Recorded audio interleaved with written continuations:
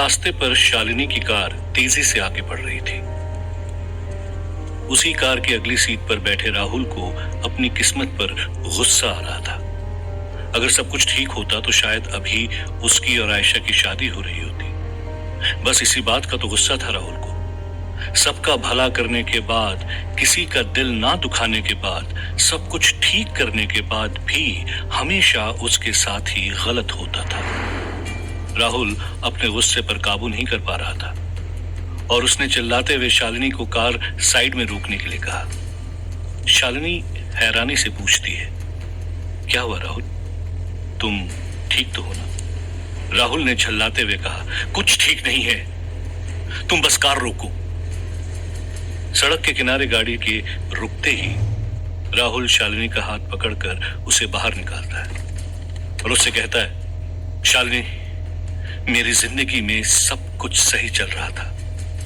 मैं शादी की तैयारी कर रहा था, पर जिस दिन से तुम मुझे उस शॉपिंग मॉल में मिली हो, तब से कुछ भी सही नहीं हो रहा है। मुझे आज सच जानना है, तुम मेरे घर क्यों आई?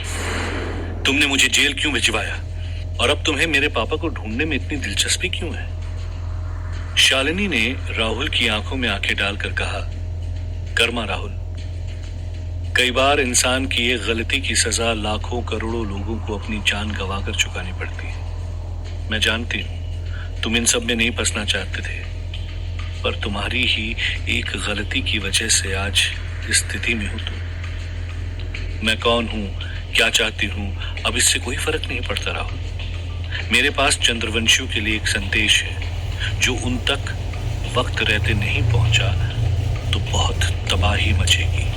राहुल ने चौंकते हुए पूछा, चंद्रवंशी? वो लोग तो खुद मुझे मारना चाहते हैं। दोबारा वहां उस गुफा में जाकर कुछ हासिल नहीं होगा शालिनी। शालिनी ने राहुल का हाथ पकड़कर कहा, राहुल, ट्रस्ट मी, अब हमारे पास बहस करने का वक्त नहीं बचा है। तुम्हें सच जानना है ना? तो ले चलो मुझे चंद्रवंशियों की गुफा में, तुम्हें सब कुछ पता चल जाएगा। और इतना ही नहीं, अपने पापा को ढूंढकर तुम अपनी मां से किया वादा भी निभा पाओगे। न जाने क्यों राहुल को पहली बार शालिनी की बात पर यकीन करने का दिल कर रहा था। शालिनी ने कार स्टार्ट कर राहुल की तरफ देखकर हॉर्न बजाया। राहुल बिना कुछ कहे कार में बैठ गया। वो दोबारा चंद्रवंशियों का सामना करने के लिए तैयार नहीं था, पर उसके पास और कोई चारा भी नहीं था।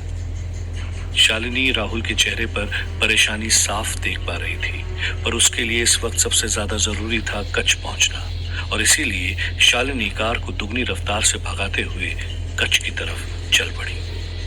पर कोई और भी था जिसे राहुल की चिंता थी।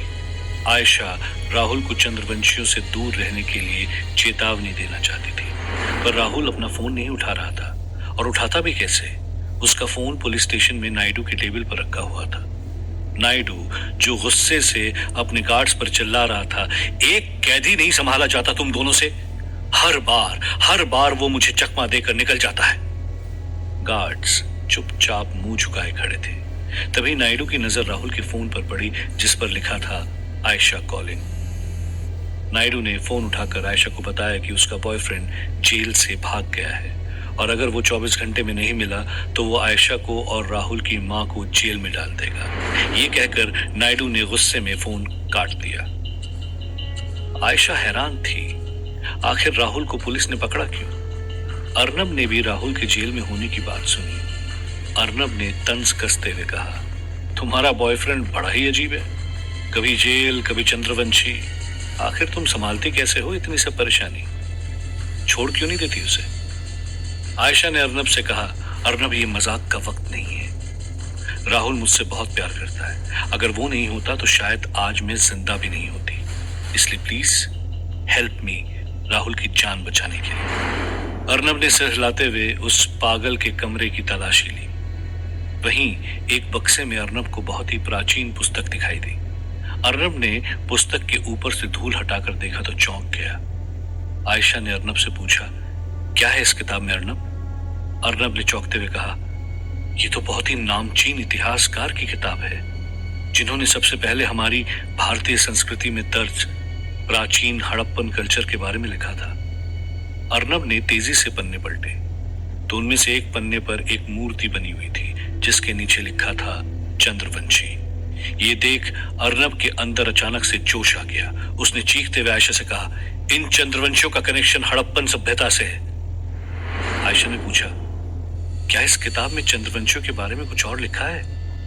अर्नब ने वो मूर्ति की तस्वीर आयशा को दिखाते हुए कहा, इन चंद्रवंशियों का सच अब ये मूर्ति ही बताएगी। आयशा ने पूछा, पर ये मूर्ति मिलेगी कहाँ? अर्नब ने हंसते हुए कहा, मुंबई के म्यूजियम में, चलो मेरे साथ। अर्नब और आयशा दोनों मुंबई म्यूजियम की तरफ निकल गए। कमिश्नर खंडर के एक कोने में खड़ा बड़ी हैरानी से मास्टर को घूरे जा रहा था। मास्टर आज बहुत खुश था। उसके चेहरे पर वैसे ही खुशी साफ दिखाई दे रही थी जो उसे नरकदूत को हराने पर मिली थी। मास्टर अपनी तेल से खौलती हुई कढ़ाई में देखकर कुछ मंत्र पढ़ रहा था। जैसे जैसे मास्टर का मंत्र पढ़ना तेज होता गया, उस खौलती हुई कढ़ाई से तेल निकल निकल कर बाहर फैलने लगा। कमिश्नर चौंक गया था। उसे समझ नहीं आ रहा था कि आखिर मास्टर ये क्या कर रहा है। उस खौलते हुए तेल ने देखते ही देखते उस खंडहर की छत और दीवारों को जलाना शुरू कर दिया। कमिश्नर ने मास्टर से पूछा, मास्टर ये सब क्या हो रहा है? मास्टर हंसते हुए हवा में उड़ने लगा। उसके चारों तरफ काला घना धुआं फैल रहा था। मास्टर ने गहरी आवाज में कहा, मास्टर नहीं, नरकदूत बोल। आज वो चंद्रवंशी मेरे कहर का शिकार बनेंगे। जल्द ही पूरी दुनिया में मेरा राज होगा और एक राजा ऐसे सड़े खंडरों में नहीं रह सकता, उनका महल होता है। ये कहते हुए मास्टर ने अपने हाथ फैलाए और इसके साथ ही पूरा खंडर खौलते हुए तेल से निकल रहे काले धुएं से भर गया। उस खंडर में अचानक तेज हवा चलने लगी जिसने काले धुएं का बवंडर बना दिया था। उस बवंडर ने कमिश्नर को अपने अंदर खींचकर एक अजीब जगह फेंक दिया। होश में आकर कमिश्नर ने आंखें खोली तो उसने खुद को एक विशाल गुफा में पाया। ऐसी गुफा जिसके अंदर गर्म खौलता हुआ लावा बह रहा था और कमिश्नर के ठीक सामने काले पत्थरों से बनी हुई एक विराट कुर्सी जिस पर बैठा मास्टर नरकदूत के अवतार में हंसे जा रहा था। मास्टर ने हंसते हुए कमिश्नर की तरफ देखा और पूछा, कैसा लगा कमिश्नर मेरा नया महल? आज के बाद से मेरा साम्राज्य यहीं से चलेगा। कमिश्नर खुश तो था, पर उसने मास्टर से कहा, राहुल का बाप ओमकार, वो तो उसी खंडर में रह गया। मास्टर ने अपने हाथ आगे किए और राहुल का खून उसकी हथेली पर तैर रहा था, जिसे देखकर मास्टर ने कहा, अब ना तो मुझे राहुल की जरूरत है ना उसके बाप की, मेरे लिए मेरी सेना ही काफी है। ये कहते हुए मास्टर उस बड़ी सी गुफा में उड़ने लगा और फिर धीरे धीरे सीटी बजाते हुए कहा,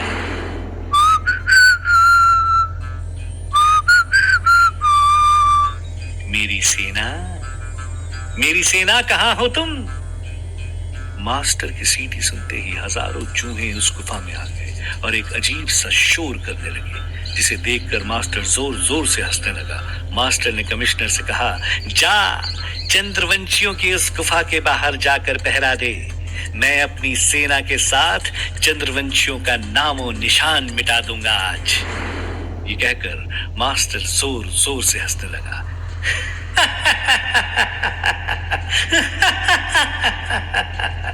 उसकी ये शैतानी हंसी गुफा में गूंज रही थी। चंद्रवंशियों की गुफा में लेखा उदास बैठी थी। तभी पीछे से लेखा की मां ने उसकी बेचैनी का कारण पूछा। लेखा ने कहा, मां, मुझे कुछ ठीक नहीं लग रहा। जब से राहुल इस गुफा में आया है, पिताजी का चैन खो गया है। वो हर वक्त गुस्से में रहते हैं। आखिर उन्हें राहुल से इतनी नफरत क्यों है मां? वो भी तो हमारी तरह एक चंद्रवंशी है ना। फिर क्यों उसके माता पिता इस गुफा से चले गए? लेखा की मां सरिता को लेखा की बात सच लग रही थी।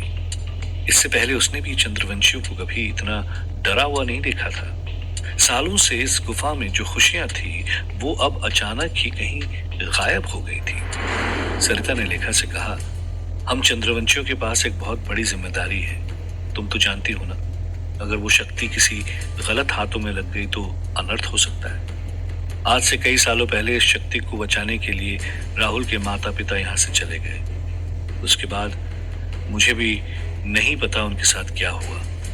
आज जो कुछ भी तेरे पिताजी कर रहे हैं वो हम सब चंद्रवंशियों के हित में है। लेखा सरिता से राहुल के माता पिता के बारे में और जानना चाहती थी, पर तभी बाहर शोरगुल की आवाज तेज हो गई। अपने कमरे से निकलकर जब सरिता और लेखा बाहर आए तो उन्होंने देखा कि एक योद्धा दौड़ता हुआ पुष्कर के पास आया और कहा, कोई इस गुफा की तरफ आ रहा है। पुष्कर आगे बढ़ते हुए गुफा के द्वार के ठीक सामने खड़ा हो गया। गुफा में चारों तरफ सन्नाटा छा गया था। चंद्रवंशी योद्धाओं ने अपने अपने भाले तान लिए थे और तभी उस गुफा के अंदर घुसा राहुल, जिसके साथ शालिनी भी अब गुफा के अंदर आ चुकी थी। राहुल को दोबारा अंदर आता देख पुष्कर के चेहरे पर गुस्सा साफ दिखाई दे रहा था। लेखा भी राहुल को देखकर चौंक गई थी। पुष्कर ने अपना भाला राहुल की तरफ करते हुए कहा, पिछली बार तो तू यहाँ से भाग गया था, पर इस बार तू इस गुफा से सिर्फ तेरी लाश बाहर जाएगी राहुल। राहुल ने बिना डरे पुष्कर से कहा, मैं नहीं जानता आप लोग मुझसे इतनी नफरत क्यों करते हैं, क्यों मुझे मारना चाहते हैं। एक चंद्रवंशी होकर भी मुझसे इतनी नफरत क्यों है। बस इतना जानता हूं कि इस वक्त मुझसे ज्यादा मुसीबत में आप लोग हैं। राहुल की निडरता पुष्कर को मूर्खता लग रही थी।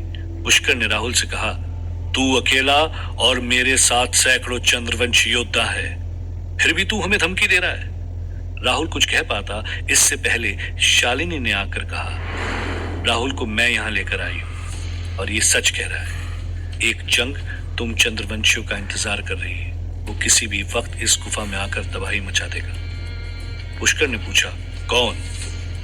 शालिनी ने गहरी सांस लेते हुए कहा, नरकदूत। नरकदूत का नाम सुनते ही राहुल भी चौंक गया था। भले ही चंद्रवंशी नहीं जानते थे, पर राहुल को पता था कि मास्टर ही अब नरकदूत है, पर वो चंद्रवंशियों को क्यों मारना चाहता है। मास्टर ने तो राहुल से कहा था कि वो बस इस दुनिया में अब अच्छाई चाहता है। राहुल के इन सवालों का जवाब शालिनी ने सभी चंद्रवंशियों के सामने दिया। शालिनी ने कहा, बहुत कम लोगों को इस दुनिया में चंद्रवंशियों के बारे में पता है, और उनमें से भी कुछ ही लोग जानते हैं कि चंद्रवंशियों की असली ताकत उस मंडी में है जो तुम लोगों ने सदियों से इस गुफा में छुपा रखी है। तुम्हारी शक्तियों का स्रोत वो मंडी है, और अब नरकदूत इसी मंडी को हासिल करने आ रहा है। मंडी का नाम सुनते ही पुष्कर सहम गया था। उसे भी पता था कि अगर शालिनी को मंडी के बारे में पता है तो उसकी बात में सच्चाई हो सकती है, पर राहुल को समझ नहीं आ रहा था कि आखिर कैसे शालिनी को चंद्रवंशियों के बारे में इतना सब कुछ पता है। राहुल ने शालिनी से कहा, तुम्हें कोई गलतफहमी हुई है शालिनी। नरकदूत अब ऐसा कुछ नहीं करेगा जिससे खून खराबा हो, निर्दोष लोगों की जान जाए। शालिनी ने राहुल से कहा, तुम अभी नरकदूत को जानते ही क्या हो राहुल। उसके छलावे ने तुम्हारी आंखों के सामने भी पर्दा डाल रखा है। राहुल शालिनी की बात मानने को तैयार नहीं था। तभी पुष्कर के इशारे पर चंद्रवंशी योद्धाओं ने राहुल और शालिनी को बंदी बना लिया। पुष्कर ने कहा, चंद्रवंशी किसी से नहीं डरते हैं। अगर वो नरकदूत यहाँ आएगा तो आज उसकी मौत भी यहीं होगी, और तब तक तुम दोनों हमारी कैद में रहोगे। लेखा ने आगे आकर अपने पिता से कहा, पिताजी, अगर राहुल यहाँ हमारी भलाई के लिए आया है तो वो हमारा दुश्मन कैसे हो सकता है। आप ही ने तो सिखाया है ना, दुश्मन का दुश्मन दोस्त होता है। राहुल ने भी चीख कर कहा, मुझे कोई दिलचस्पी नहीं है तुम लोगों में और तुम्हारे उस मंडी में। मैं बस यहाँ एक चंद्रवंशी होने के नाते अपना कर्तव्य निभाने आया था। मुझे अपने असली माँ बाप के बारे में तो पता नहीं, पर जिसने मुझे पाल पोस कर बड़ा किया है उसकी जान खतरे में है। मैं कच्छ सिर्फ और सिर्फ अपने उस पिता को बचाने आया हूं। राहुल की बात बाकी योद्धाओं के दिल को छू रही थी। पुष्कर को डर था कि अगर उसने राहुल पर ज्यादती की तो हो सकता है उसके लोग उसी से नफरत करने लगे। अपनी बेटी की तरफ देखकर पुष्कर ने कहा, ठीक है, ये दोनों जो कहने आए थे वो हमने सुन लिया है। हमारी रक्षा हम स्वयं कर सकते हैं। इस बार तुम दोनों को यहां से जाने दे रहा हूं, पर अगली बार तुम दोनों ने इस गुफा में कदम रखा तो वो दिन तुम दोनों की जिंदगी का आखिरी दिन होगा। चंद्रवंशी योद्धा राहुल और शालिनी को गुफा के बाहर फेंक देते हैं। राहुल शालिनी की तरफ देखकर गुस्से से कहता है, तुम जो चाहती थी मैंने किया। अब जब तक तुम अपनी असलियत नहीं बताती मैं तुम्हारी एक भी बात पर यकीन नहीं करूंगा शालिनी। ये कहते हुए राहुल उस गुफा के बाहर चला गया। शालिनी राहुल को मनाने की बहुत कोशिश कर रही थी, पर राहुल उसकी एक बात नहीं सुन रहा था। कमिश्नर, जिसे नरकदूत यानी कि मास्टर ने गुफा पर नजर रखने की जिम्मेदारी दी थी, वो जो उस गुफा से कुछ ही दूर खड़ा था, राहुल और शालिनी को गुफा से निकलता हुआ देख कमिश्नर हैरान हो गया था। कमिश्नर ने मन ही मन सोचा, शालिनी राहुल के साथ, ये तो आईसीयू में थी ना। लगता है आज पुराने साथियों के मिलने का वक्त आ गया है। शालिनी राहुल से बात करना चाहती थी, पर राहुल अपनी धुन में उस रेगिस्तान में आगे बढ़ ही रहा था कि तभी हवा में उड़ता हुआ कमिश्नर ठीक उसके सामने आकर उस रेगिस्तान में खड़ा हो गया था। कमिश्नर ने राहुल से हंसते हुए कहा, हाय राहुल, कहीं तुम मुझे भूल तो नहीं गए? कमिश्नर को सामने देख राहुल और शालिनी दोनों चौंक गए थे। राहुल को अंदाजा भी नहीं था कि वो कितनी बड़ी मुसीबत में फंस चुका था।